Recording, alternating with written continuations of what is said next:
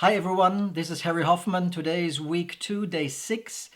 We talk about serving as senders, part 2. Yesterday I mentioned that some cross-cultural workers are sent by one church or one agency, and they are sort of hired, employed, and the church and the agency that takes care of the whole package of sending, of on the field, and the reentry. Many cross-cultural workers and missionaries, they are being sent by a church, but they only give like $100 or $200 and then go out and find your own support.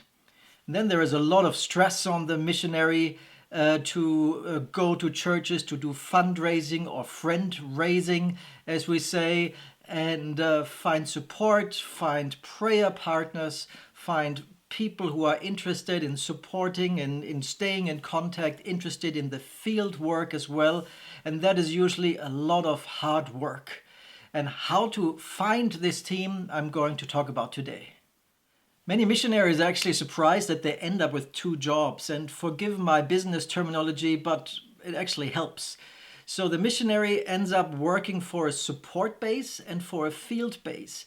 They usually think, oh, I just go overseas and I serve the poor and needy, I plant a church, I do trainings, etc. But in business, you offer a product and you get back money. In ministry and charity work in general, you offer a product to the poor and needy, you don't get money back. You get money from a third party, which is the support base. So the missionary ends up serving the poor and needy on the field while getting money from the support base. And so the missionary needs to serve the support base by communication, by reporting, by fundraising, by proposal writing, by relationship, by friend building, etc. And they need to serve the field base by actually working, and that work is usually more than a 9-to-5 job, more than 40 hours of work.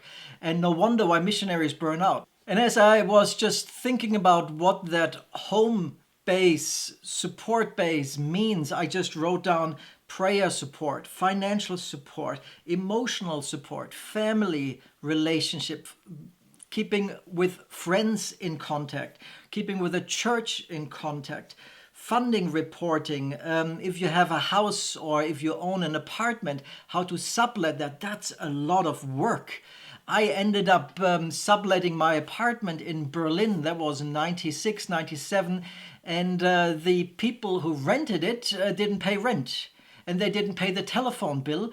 So I received a court order to deal with the people that rented it on court. And I was in China doing orphanage work. I was totally overwhelmed with that kind of news. That was hard. Accountability, a storage for things, tax, banking business, passports, insurance, schooling for the kids, planning home visits and home assignments, where to stay then, what to say, creating impactful PowerPoint presentations, how to get from A to B, having a car or things like that. Transportation. And the longer you are gone, the more difficult it is to organize these things. Hard work, guys. Really hard work.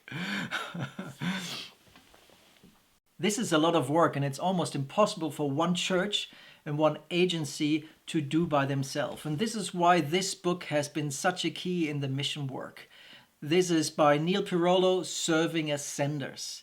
And it's been written almost 30 years ago, and it's still a baseline for sender support. And he talks about a partnership model, not one church sending, but different people coming together as partners to support the missionary couple or the missionary family. So this is Neal's website, Emmaus Road International. And here you see Serving as Senders. Today, this is an updated version of his book that he wrote published 1991, How to Care for Missionaries. It's the baseline of support teams for missionaries. How to care for your missionaries as they prepare to go, are on the field and return home. The content here, as you see, is moral support, logistical support, financial support, prayer support, communication support, and re-entry support. So he lays things out very clearly and talks about the agency level, the church level, the personal relationship level, and the crisis level. This book has been translated into, on his website, 19 languages. As you can see, into Arabic, into Dutch, Chinese, Polish, Portuguese.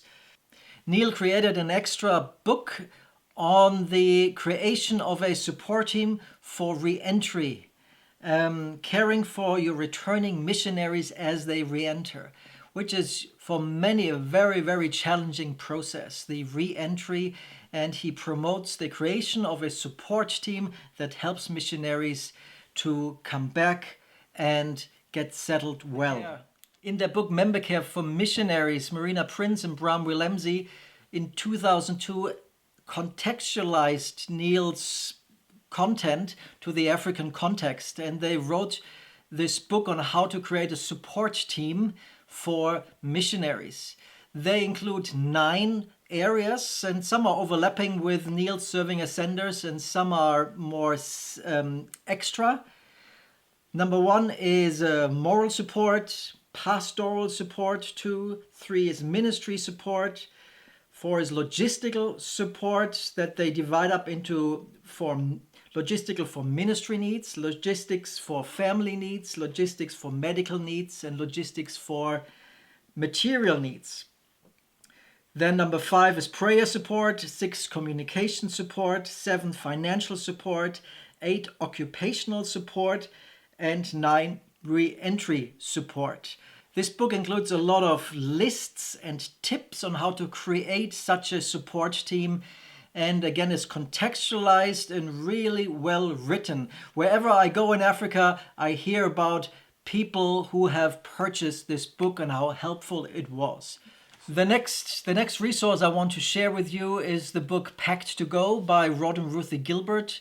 They are very good friends of mine. They have UK passports but are partly Kenyan and partly Indian as well. And PACT means a personal accountability and care team, with many references also to Neal Pirolo's book. It was published in 2011, so is about 9 years old. And the personal accountability and care team includes the PACT team is a group of your friends selected by you, is primarily concerned about you, does not control you or your ministry, does not aim to replace your agency or your church, does not replace the need for healthy local teams on the field.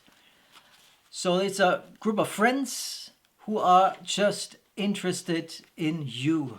And the PACT team includes 7 ingredients that they share: the prayer warrior, which includes prayer and intercession. Number 2, practical helps. Number 3, provision, fundraising and finance. Number 4, a point person or a point couple back home that helps you to arrange all sorts of things that need to be done. Number 5, personal relationships and PR, like help with sending out newsletters and staying in touch with people.